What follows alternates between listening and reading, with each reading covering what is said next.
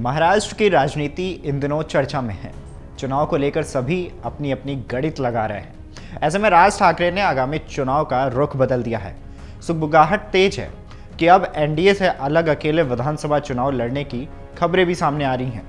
महाराष्ट्र विधानसभा चुनाव में राज ठाकरे की अगुवाई वाली मनसे अकेले चुनाव लड़ेगी। जी हां, राज ठाकरे के इस ऐलान के बाद महाराष्ट्र में सियासत गर्मा गई है।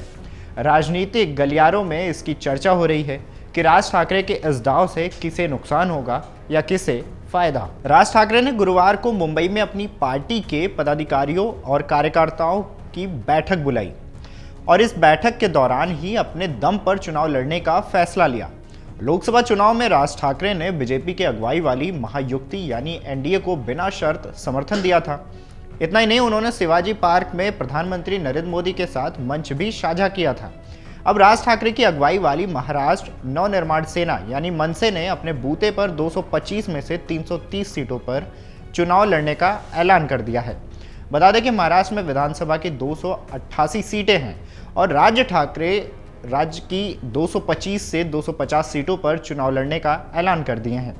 राज ठाकरे ने कहा है कि हम जल्द ही अपनी पार्टी के संभावित उम्मीदवारों को तय करने की प्रक्रिया भी शुरू करेंगे। इसके लिए पार्टी के 5 वरिष्ठ नेताओं की एक कमेटी का भी गठन किया गया है।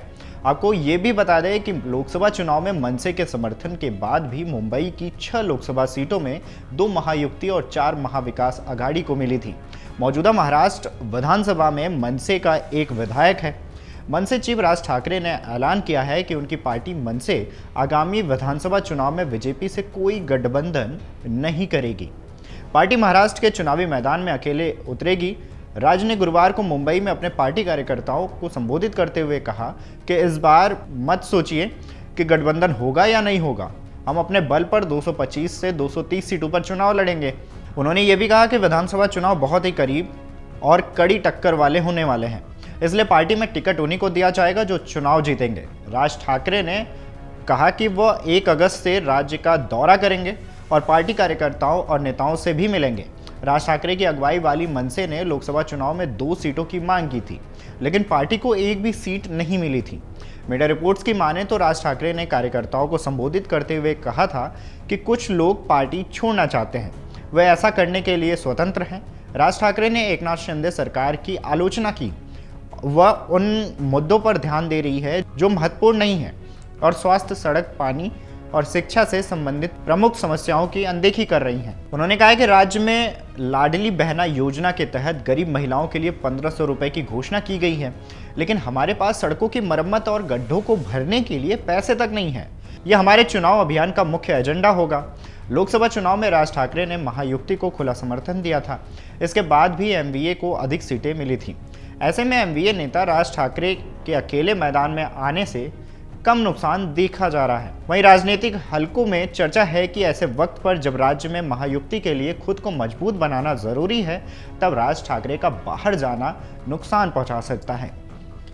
तब जब राज्य में मराठा आरक्षण का मुद्दा गरमाया हुआ है, ऐसे में महायुति को मराठा वोटों के लिए संघर्ष करना पड़ सकता है और चुनावी पंडितों का मानना है कि इस मुद्दे को लेकर अगर राज ठाकरे चुनाव में अकेले जाएंगे तो निश्चित तौर पर वे मौजूदा सरकार की आलोचना करेंगे और ऐसी स्थिति में एमवीए को फायदा पहुंच सकता है।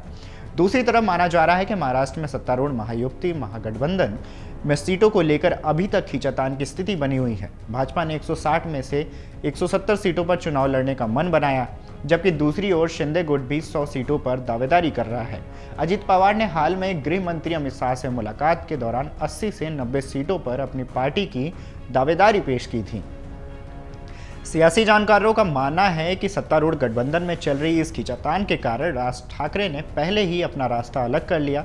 उन्हें इस गठबंधन में ज़्यादा सीटों की संभावना नजर नहीं आ रही थी और इसी कारण वे अकेले चुनावी मैदान में उतरने जा रहे हैं।